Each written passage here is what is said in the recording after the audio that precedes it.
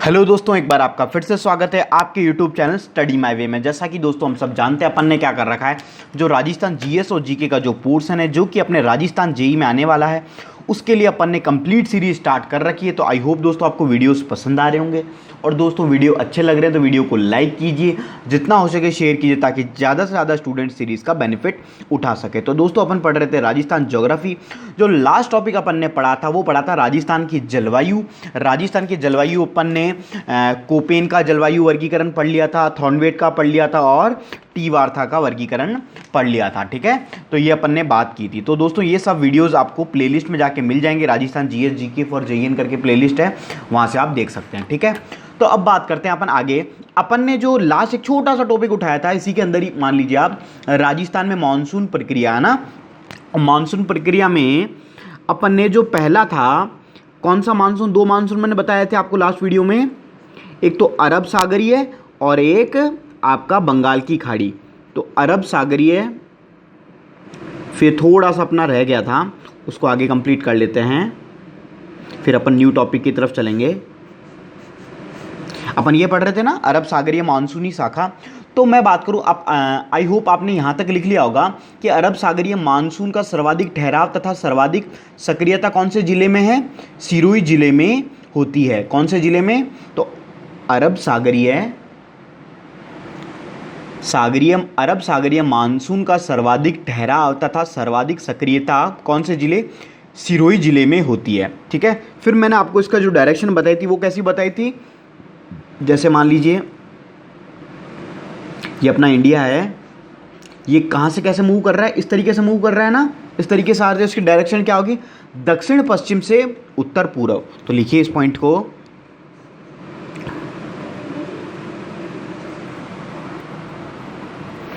अरब सागरीय मानसून की राजस्थान में दिशा। तो दोस्तों क्या होगी दिशा, दक्षिण पश्चिम से उत्तर पूर्व। ठीक है ना, कोई डाउट आई होप नहीं होगा। ठीक है, ये बात हो गई। फिर लास्ट में जो मैंने कल आपको बताया था कि राजस्थान में वर्षा इससे बहुत कम होती है। क्यों होती है, क्योंकि अरावली जो पर्वतमाला है, अरावली सीरीज है, उसके पैरेलली, उसके समानांतर निकल जाता है। ठीक है, तो लिखिए, उसको अवरोध नहीं मिलता है, रुकने की जगह नहीं मिलती है। तो लिखिए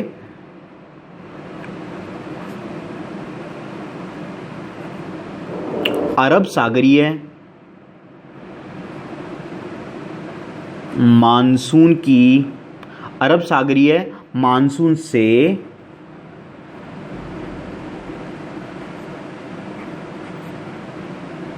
पश्चिम राजस्थान में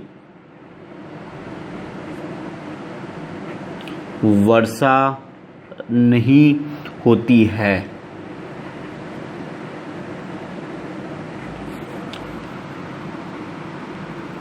इसका मुख्य कारण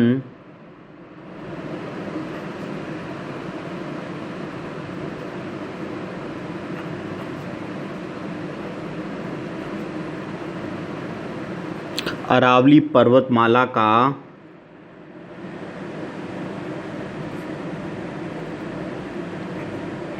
अरब सागरीय मानसून के समानांतर, मतलब पैरेलल स्थित होना है। ठीक है, उसके पैरेलल स्थित है ना, इसलिए नहीं होता ऐसा। ठीक है, तो ये बात हो गई दोस्तों अपने अरब सागरीय मानसूनी शाखा। तो ये दो पॉइंट्स अपने बचे थे कल, ये अपन ने लिख लेते हैं। फिर अपन जो नेक्स्ट है वो कर लेते हैं बात उसकी।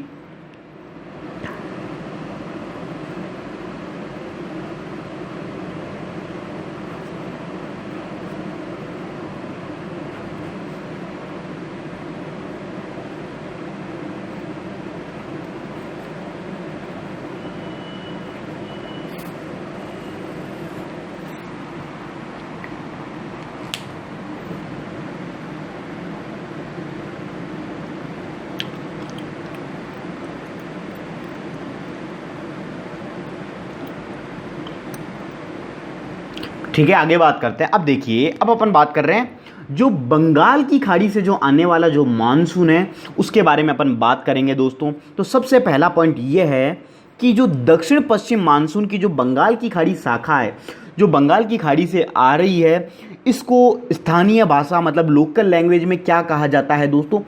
पुरवैया कहा जाता है। व्हाट वी से? पुरवैया। ठीक है, तो क्या कहा जाता है? पुरवैया कहा जाता है। ये तो बात हुई एक पॉइंट की। दूसरा पॉइंट ये है कि जो बंगाल की खाड़ी जो शाखा है राजस्थान के झालावाड़ जिले से प्रवेश करती है तथा राजस्थान के अधिकांश जिलों में, मतलब राजस्थान के लगभग सभी जिलों में बरसात कर देती है। लगभग 90% जो मानसूनी वर्षा होती है वो किसके वजह से होती है? आपके बंगाल की खाड़ी मानसूनी शाखा के वजह से होती है। और उसकी वजह से कितनी हो रही थी? 10% हो रही थी। अब बात की जाए तो इसकी डायरेक्शन क्या होगी? ये कैसे आ रहा है? इस तरीके से आ रहा है ना, तो दक्षिण पूर्व से उत्तर, उत्तर पश्चिम। तो इसकी डायरेक्शन क्या होगी? दक्षिण पूर्व से उत्तर पश्चिम। और सबसे फाइनल पॉइंट, इस शाखा से जो थार का मरुस्थल है में वर्षा कम होती है। इसका मुख्य कारण अगेन ये क्या आ जाता है? अरावली जो इस तरीके से खड़ी है वो बीच में आ जाती है। आपके यहाँ जो अरावली है वो उसके बीच में आ जाती है, इसलिए एक वृष्टि छाया प्रदेश होना है। ठीक है, वो आगे आ जाता है, इसलिए इस वहाँ वर्षा बहुत कम हो पाती है। ठीक है, तो लिखिए इन तीनों पॉइंट्स को। तो लिखिए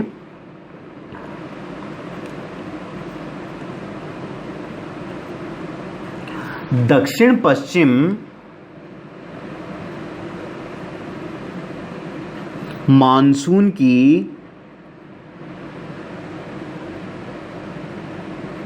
बंगाल की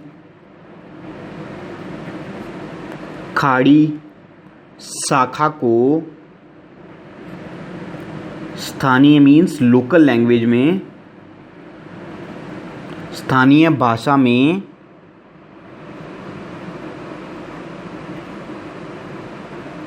पुरवैया कहा जाता है। इस पुरवैया को आप अंडरलाइन कर लीजिए। ठीक है, तो ये बात हो गई पहले पॉइंट की। दूसरा पॉइंट लिखिए, इस मॉनसून की राजस्थान में डायरेक्शन, दैट इज दिशा, क्या है? दक्षिण पूर्व से उत्तर पश्चिम है। ठीक है, और फाइनल पॉइंट लिखिए,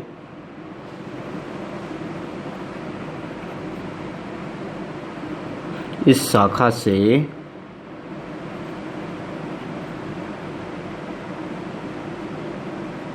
थार के मरुस्थल में वर्षा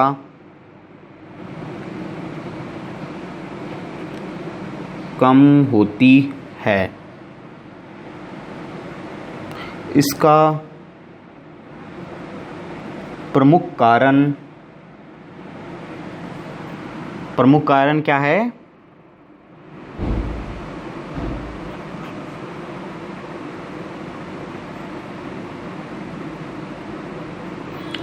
अरावली का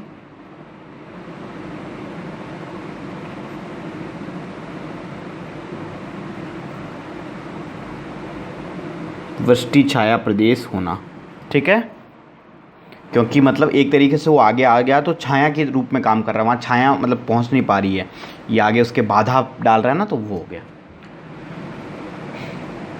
तो ये बात हो गई दोस्तों अपने राजस्थान की जो मानसूनी प्रक्रिया है उसके बारे में। अब चलेंगे अपन नेक्स्ट जो इंडिपेंडेंट टॉपिक है उस पर लिख लीजिए आप तब तक।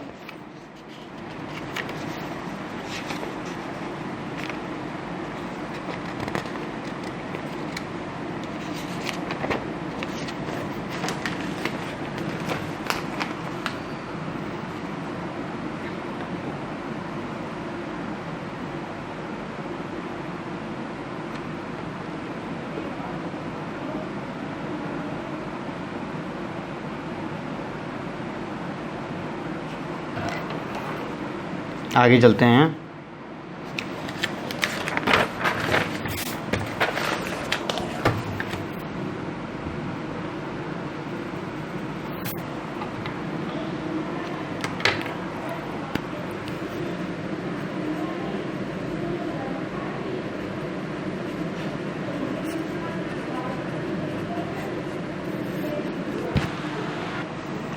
अब नेक्स्ट अपन पढ़ेंगे दोस्तों मरुस्थलीकरण, जो अपना एक टॉपिक है अपना जो सिलेबस में पर्यावरण और पर्यावरणीय मुद्दे है ना, तो उसमें जो सबसे इंपॉर्टेंट टॉपिक है आपका वो है मरुस्थलीकरण। इससे क्वेश्चन बनता ही बनता है, तो दोस्तों अपन इसको पूरा कंप्लीट करेंगे और ये इंपॉर्टेंट भी है। तो सबसे पहले बात करूं डेजर्टिफिकेशन, इसका इंग्लिश क्या हो गया,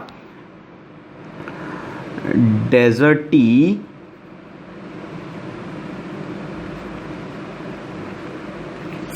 ठीक है, मरुस्थलीकरण, ठीक है। तो सबसे पहले बात की जाए मरुस्थलीकरण होता क्या है, तो सबसे पहले मैं इसको ध्यान से सुनिए। वह प्रक्रिया या वह प्रोसेस जिससे मृदा की उर्वरा शक्ति, मतलब उसकी जो उपजाऊपन है उसका ह्रास होना या फिर उपजाऊ मृदा का अनुपजाऊ मृदा में परिवर्तन होना क्या कहलाता है, आपका मरुस्थलीकरण कहलाता है। समझ में आई? तो ये बात हुई मरुस्थलीकरण के डेफिनेशन की। तो लिखिए आप,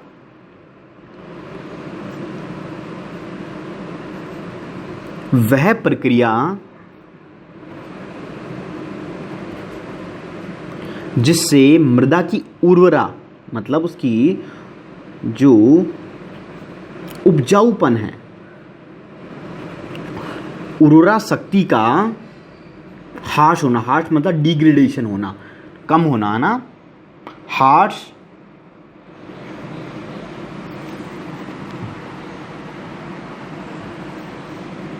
ह्रास होकर उपजाऊ मृदा का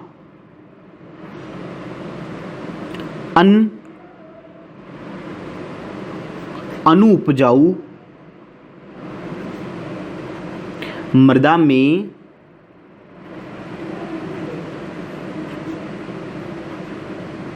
परिवर्तन होना क्या कहलाएगा, आपका मरुस्थलीकरण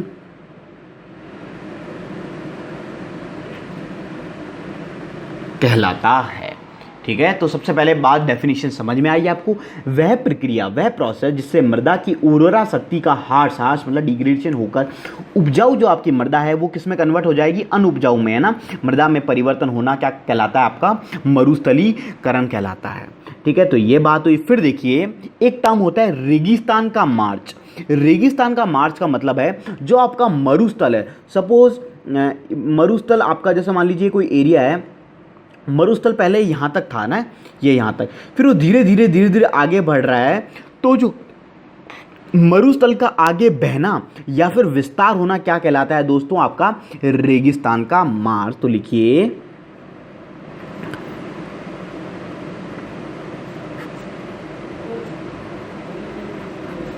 रेगिस्तान का मार्च का मतलब है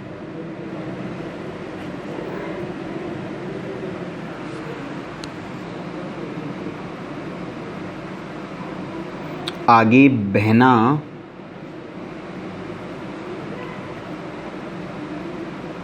या विस्तार होना। ठीक है, तो ये बात हुई। ठीक है, अब देखिए, अब कुछ फैक्ट्स हैं इसरो रिपोर्ट के अनुसार। कौन सी रिपोर्ट? इसरो ने रिपोर्ट दी। इसरो अपनी सैटेलाइट के अनुसार इमेजेस लेता है और इसमें देखता रहता है कि राजस्थान में कितना मरुस्थल है। तो इसरो रिपोर्ट के अनुसार अगर मैं बात करूं तो राजस्थान में जो मरुस्थलीकरण है 60% है, 67% है। कितना परसेंट है? 67% है। जबकि मरुस्थल का जो विस्तार था वो कितना है? 61.11% था कितना मरुस्थल का विस्तार था अपना?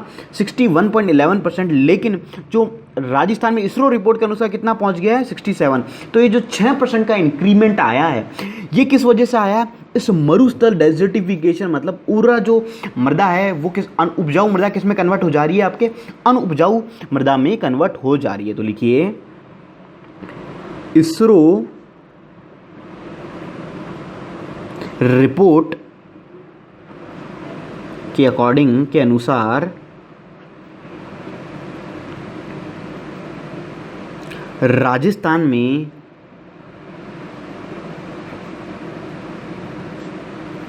मरुस्थलीकरण 67% है, जबकि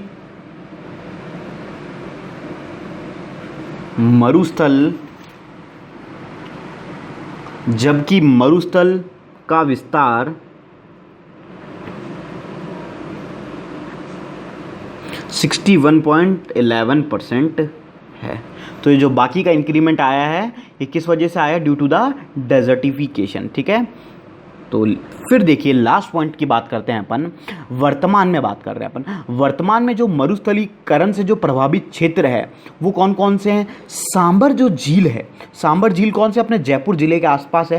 तो सांबर झील के जो आसपास के क्षेत्र हैं वहाँ हैं। तो कौन कौन से ज़िले आ गए वहाँ पे? जो जयपुर आ गया, अजमेर आ गया और नागौर। तो वर्तमान में सबसे मरुस्थलीकरण से प्रभावित क्षेत्र तो वो कौन से हैं? आपका सांबर झील के आसपास का क्षेत्र, दैट इज जयपुर, अजमेर और नागौर। तो लिखिए वर्तमान में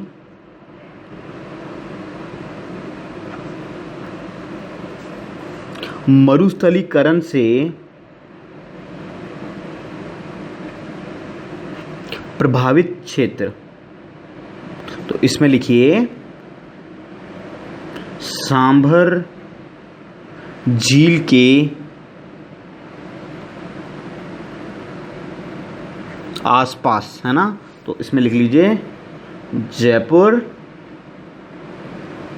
अजमेर और नागौर। तो ये बात हुई, तो इतना आप एक बार लिखिए।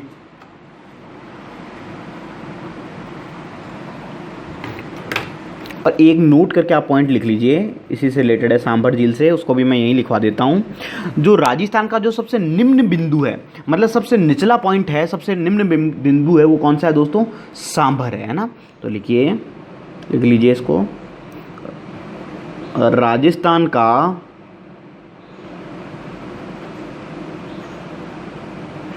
निम्न बिंदु कौन सा है? सांभर। ठीक है, लिख लीजिए आप।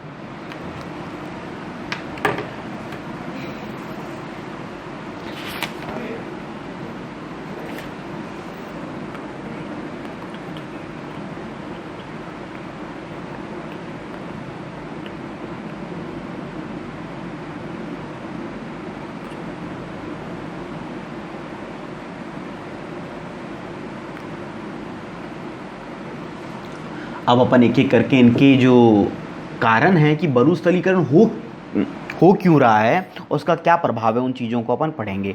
तो कारण में दो कारण होंगे, प्राकृतिक कारण, मानवीय कारण। ठीक है, अभी पढ़ते हैं अपन।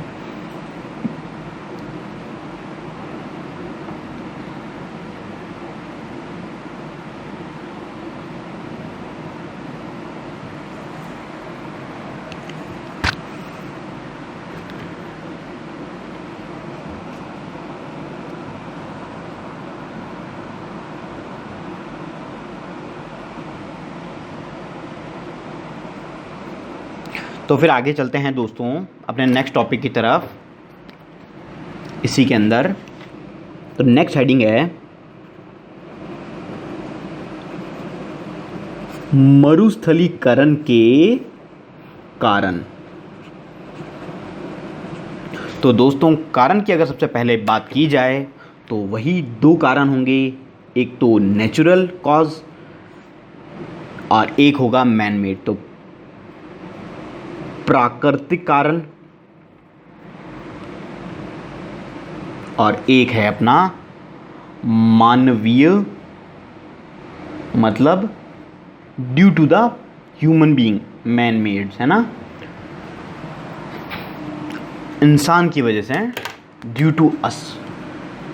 अब देखिए सबसे पहले मैं बात करता हूँ प्राकृतिक कारणों की। तो आप खुद समझते जाइएगा, प्राकृतिक कारणों में क्या कारण होंगे? जो भाई अपने आप हो रहे हैं, जो अपन जिसकी वजह से अपना कोई हाथ नहीं है, वो ऑटोमेटिक हो रहे हैं। तो जैसे कि जलवायु में परिवर्तन हो रहा है, ये क्या है? नेचुरल कॉज है। फिर बात करूं तापमान में वृद्धि होना, फिर मृदा का अपरदन होना, मतलब जो आपकी मृदा है, जो रेगिस्तान की मृदा है, वो हवा के साथ, जल के साथ होके अपरदित हो रही है और जो अपने उपजाऊ क्षेत्र वहाँ जाके वो स्थापित हो रही है। तो उसकी वजह से भी क्या होगा? आपका मरुस्थलीकरण बढ़ेगा तो इसका कारण क्या हो जाएंगे? वायु द्वारा, जल द्वारा, और या फिर चादरी अपर्दन। ठीक है, ये हुए कुछ पॉइंट्स। फिर चलो कुछ पॉइंट्स इसके लिख लेते हैं, फिर अगले पेज पे आ जाएंगे। और भी पॉइंट्स हैं इसमें। तो जलवायु परिवर्तन, तापमान में वृद्धि, मृदा अपर्दन, है ना, मृदा का अपर्दन होना। और ये किस किस की वजह से, वायु जल के थ्रू हो सकते हैं, है ना। फिर देखिए अब मानवीय कारण में, मानवीय कारण में क्या आएंगे भैया, अपन जंगलों की कटाई कर रहे हैं, वनों की कटाई कर रहे हैं। तो जब वन क्षेत्र बढ़ेगा घटेगा तो आपके वो बढ़ेंगे ही, ऑब्वियस सी बात है, आपका डेजर्ट बढ़ेगा। फिर है अपन इतना दबा दबा के पॉल्यूशन कर रहे हैं ना, पर्यावरणीय प्रदूषण, है ना। फिर बात करूं, अपन इंडस्ट्रियलाइजेशन कर रहे हैं, नगरीय औद्योगिकरण कर रहे हैं और शहर बना रहे हैं, गांवों को छोड़ रहे हैं, शहर शहर बनते जा रहे हैं ना, बिल्डिंग्स बन रही है। तो वहाँ बिल्डिंग्स बनाओगे तो पेड़ तो हटाओगे ही।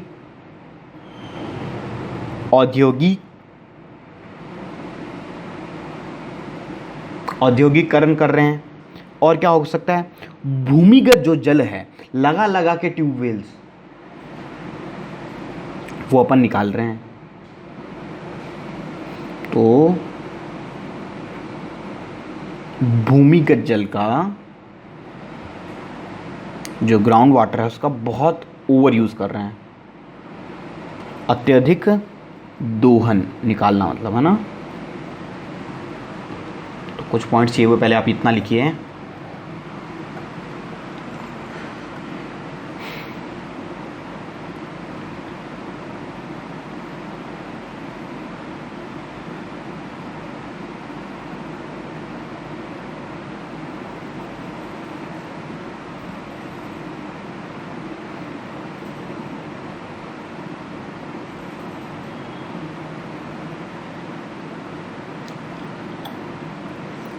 लिख लिया होगा, चलते हैं आगे।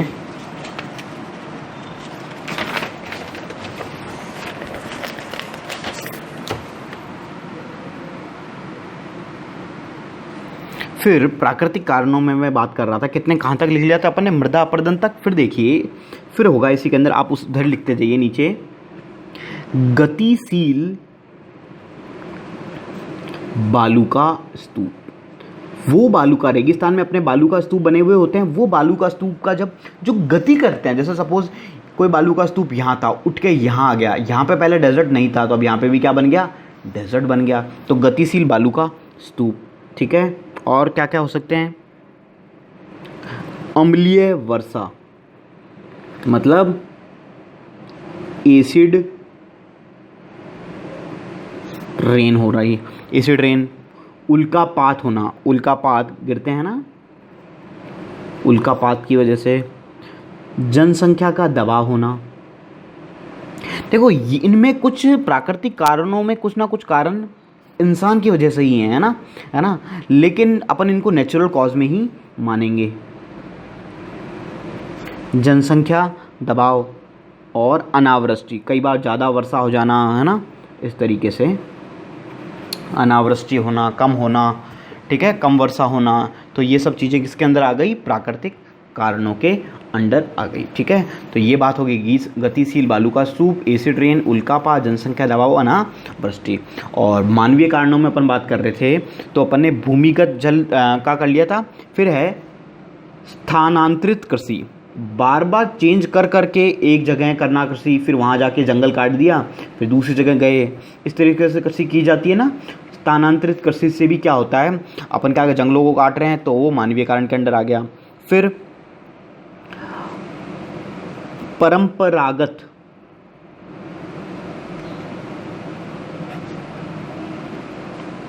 परंपरागत मतलब कन्वेंशनल, मतलब जो एक पुराने ज़माने की, या फिर बोल दूं मैं अवैज्ञानिक कृषि करना भी क्या है, किसके अंडर है, मानवीय कारण के अंडर है। ठीक है, परंपरागत या अवैज्ञानिक कृषि भी आपके उसके अंडर ही आ गई, मानवीय कारण के। ठीक है, तो कृषि से भी हो रहा है ना। फिर अत्यधिक कीटनाशकों जो अपन यूज़ करते हैं, जो खेत वगैरह में अपन बहुत सारे यूरिया वगैरह बहुत सारी चीज़ें होती है, उसकी वजह से भी क्या हो रहा है, या फिर जो रासायनिक उर्वरक हैं कि भाई उपजाऊपन बढ़ाने के लिए उर्वरकों का प्रयोग करना, ठीक है। और इसी प्रोसेस को बोला जाता है दोस्तों, अत्यधिक कीटनाशकों या रासायनिक उर्वरकों का जो प्रयोग होता है इसको बोलते हैं भू अवक्रमण, व्हाट वी से, भू अवक्रमण, ठीक है। तो ये बात हो गई मानवीय कारण और प्राकृतिक कारणों के बारे में। तो आई होप आपको समझ में आ गया होगा ये वाला पॉइंट, ठीक है।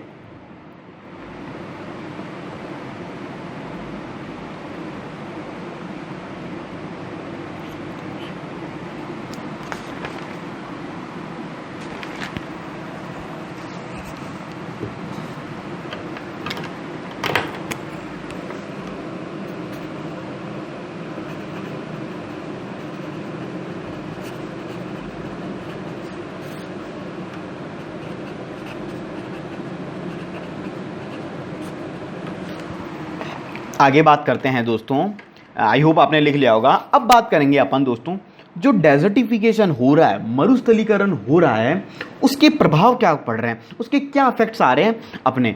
तो सबसे पहले इफेक्ट की मैं बात करूं दोस्तों, कहीं भी अगर डेजर्टिफिकेशन होगा, जैसे सपोज पहले यहाँ मरुस्थल नहीं था और अब यहाँ मरुस्थल बन गया, तो यहाँ पे जो कृषि योग्य भूमि थी, खेती करने लायक भूमि थी, वो क्या हो गई, बंजर हो गई।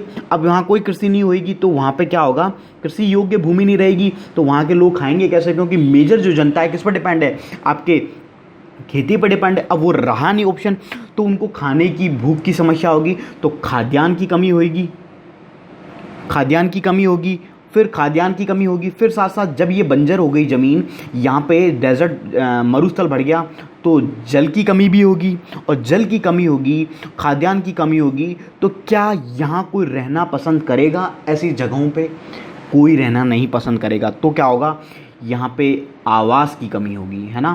तो आवास कम होंगे, आवास कम होंगे तो दुनिया क्या करेगी, कहाँ की तरफ निकलेगी, भाई शहर की तरफ ही निकलेगी। जैसे खेती बाड़ी बंद हो गया तो दुनिया कहाँ की तरफ जाएगी, शहरों की तरफ आएगी। तो शहरी क्षेत्रों में जनसंख्या दबाव बढ़ेगा, शहरी क्षेत्रों में जनसंख्या दबाव बढ़ेगा तो वनों की कटाई करनी पड़ेगी, पर्यावरण प्रदूषण होगा, नगरीय औद्योगिकरण होगा, भूमिगत जल को ज़्यादा यूज़ करना पड़ेगा, है ना। फिर इस तरीके से चीज़ें होंगी तो ओवरऑल ये प्रभाव पड़ेंगे। तो लिखिए पहला, तो ये चीज़ें एक से एक डिपेंडेंट है ना। खाद्यान्न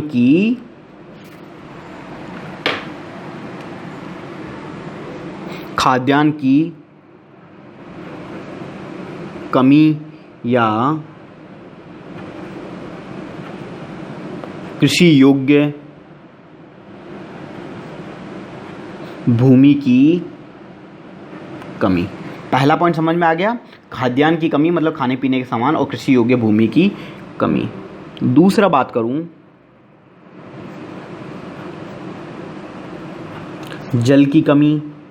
तीसरी,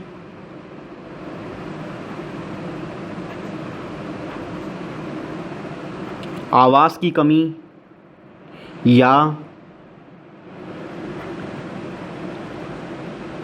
शहरी क्षेत्रों में जनसंख्या दबाव की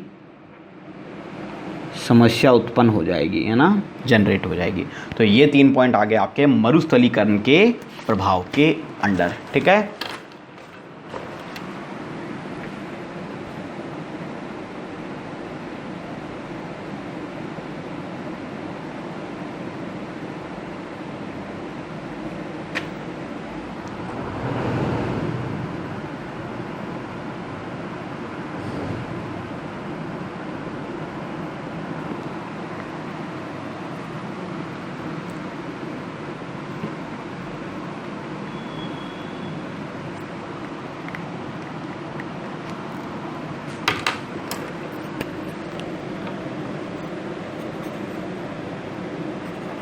अब अपन नेक्स्ट टॉपिक की तरफ चलते हैं। ये तो बात हुई अपनी मरुस्थलीकरण के प्रभाव, कौन कौन से कारण, अब इसको रोकने के क्या उपाय हैं अपने पास, है ना। तो मेजरली आप चीज़ें जानते भी होंगे, क्या उपाय होंगे भाई, पेड़ लगाने हैं, सीधी सी बात है ना। तो कुछ और पॉइंट्स भी उनकी बात करते हैं, देखिए लिखते जाइए साथ साथ। पहला पॉइंट क्या होगा, वृक्षारोपण, आपको प्लांटेशन करना है ज़्यादा से ज़्यादा। दूसरा, ग्रीन कॉरिडोर का निर्माण करना है।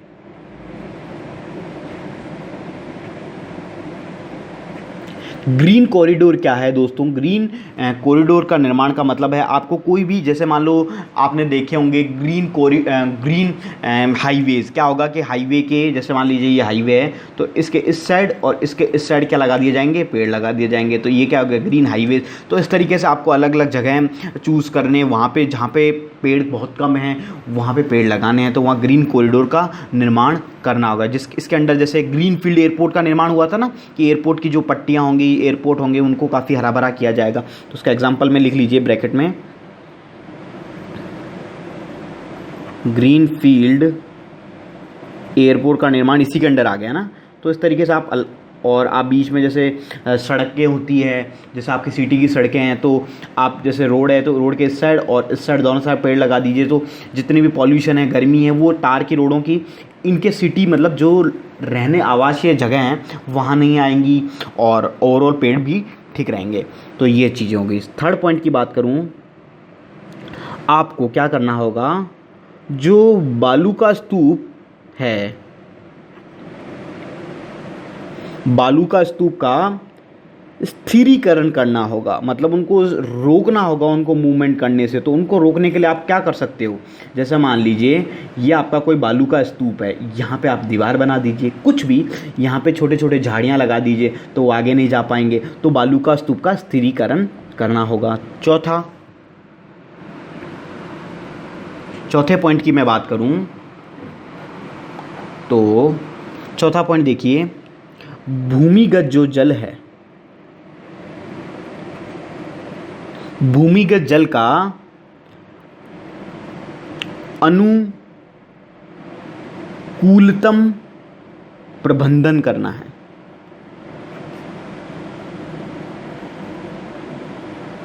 मतलब जहां रिक्वायरमेंट है, ऐसा नहीं सब अपने अपने पर्सनल, सब अपने अपने बोरिंग लगा के बैठे हैं कि भैया किसी ने 5 मंजिल की बिल्डिंग लगाई तो बोले कि चलो भाई एक बोरिंग अपने खोद लेते हैं घर के आगे ना, है ना। तो इस तरीके से नहीं, है ना, सबको मतलब एक तरीके से जहाँ रिक्वायरमेंट है वहाँ उसका अनुकूलतम प्रबंधन करना होगा। फिर 5वां पॉइंट, कृषि तकनीकी का विकास करना होगा, है ना।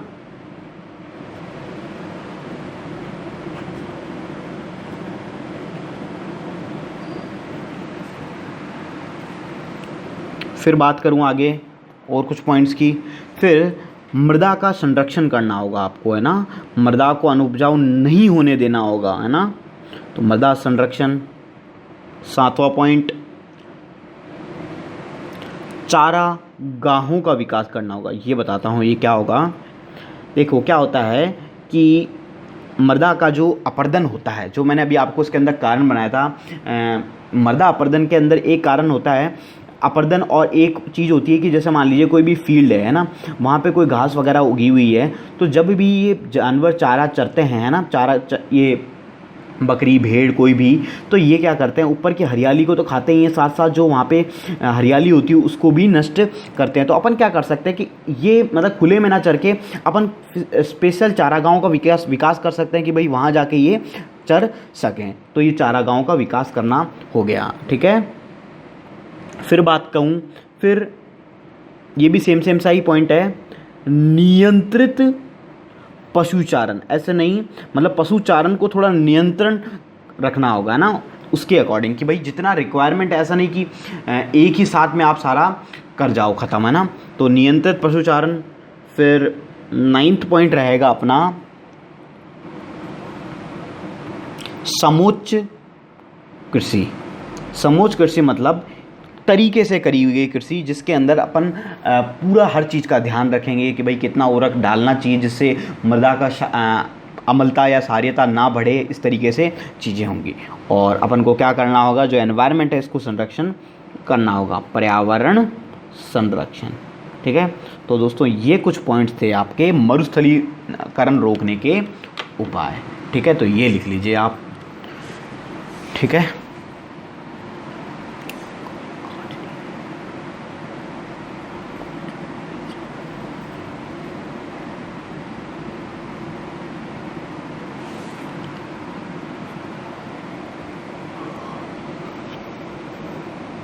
ईजी है ये चीज़, है ना। ये आप डायरेक्ट भी अगर नहीं भी पढ़ा होता है तो भी आप 4 ऑप्शन देख के इजीली कर पाते हो, लेकिन आपको कुछ पॉइंट्स हैं वो आपको ध्यान होने चाहिए।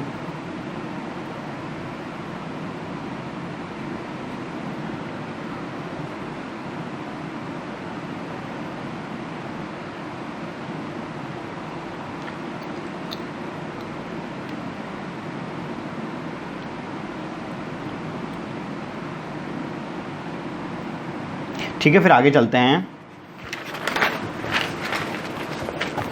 अब देखिए, अब अपना नेक्स्ट है, और ये बहुत इम्पॉर्टेंट है ना। इसमें से क्वेश्चन आना बहुत ही कॉमन रहता है। लिखे टॉपिक है, राजस्थान में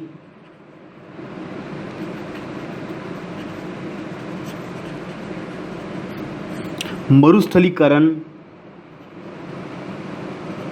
रोकने हेतु किए गए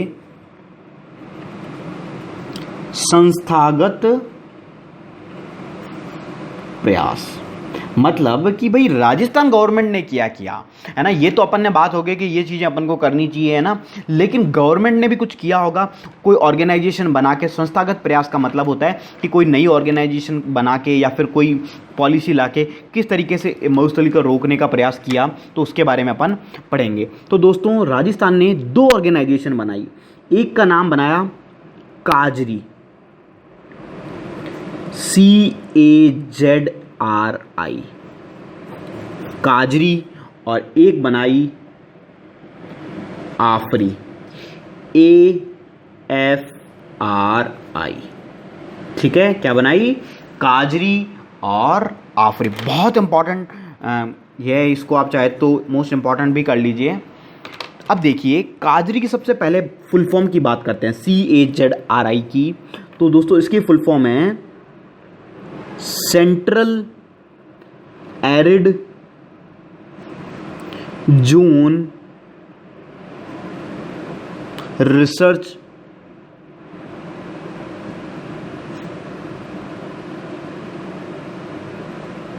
इंस्टीट्यूट, और हिंदी में से बोला जाता है केंद्रीय मरु अनुसंधान संस्थान। क्या बोला गया इसको, काजरी। मतलब ये नाम, मतलब एक तरीके से एक इंस्टीट्यूट है, central arid zone research institute. इसका शॉर्ट फॉर्म क्या होगा, काजरी। इसको हिंदी में भी काजरी बोल देते हैं इस तरीके से, है ना, या फिर इसको हिंदी में नाम इसका अलग, केंद्रीय मरु अनुसंधान संस्थान। ठीक है, फिर बात करते हैं आफरी की। आफरी की फुल फॉर्म क्या है, आफरी की फुल फॉर्म है दोस्तों एरिड फॉरेस्ट रिसर्च इंस्टीट्यूट, और हिंदी में से बोलते हैं मरुवन अनुसंधान संस्थान। ठीक है, तो राजस्थान गवर्नमेंट ने, है ना, या फिर गवर्नमेंट ने बात करूं राजस्थान में, है ना, काजरी और आफरी 2 ऑर्गेनाइजेशन की स्थापना करी। काजरी central arid zone research institute, AFRI arid forest research institute. ठीक है, ये बात हुई। फिर इनकी बात करूं मैं, इसकी स्थापना की, कि भाई इसको कब इस्टेब्लिश किया गया, तो 1992 1952 में मरुस्थल वृक्षारोपण शोध केंद्र यहाँ पे बनाया गया। क्या बनाया गया, पहले इसका नाम काजरी नहीं था, पहले क्या था, मरुस्थल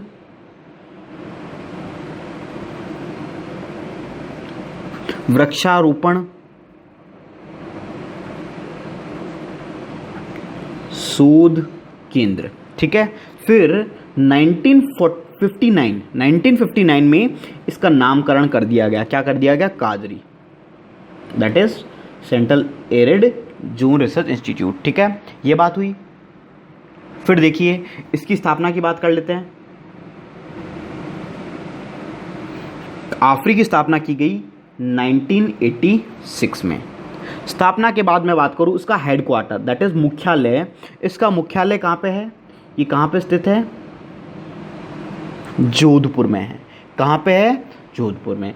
और अगर इसके हेडक्वार्टर की बात करूं तो this one is also in Jodhpur, ठीक है।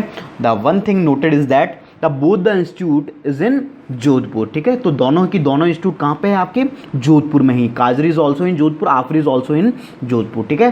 तो जोधपुर, ये भी जोधपुर, ये भी जोधपुर। ये 1992 में स्थापना की गई मरुस्थल वृक्षारोपण शोध केंद्र, एंड 1959 में इसका नेम चेंज कर दिया गया। इसकी स्थापना कब की गई, 1986 में।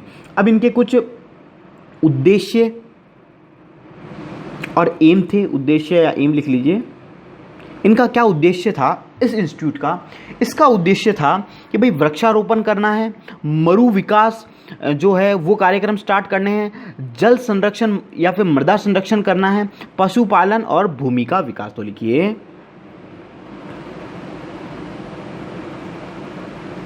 वृक्षारोपण, मरु विकास कार्यक्रम चलाने हैं, मरु विकास, जल संरक्षण,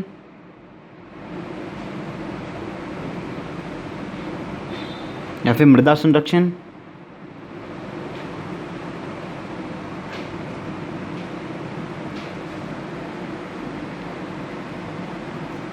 भूमि विकास, ठीक है।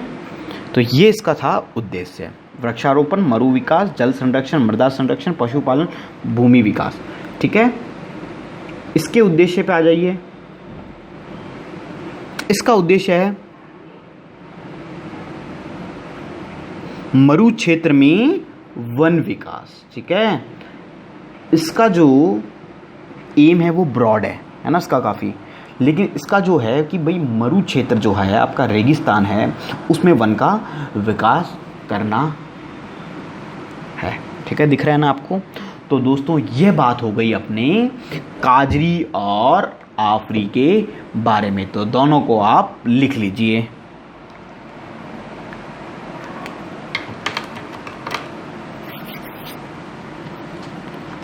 और आई होप समझ में भी आया होगा। तो आपसे पूछा जाता है इनका हेडक्वार्टर कहाँ है, इनका एम कहाँ है, फुल फॉर्म क्या है, ये सब चीज़ें।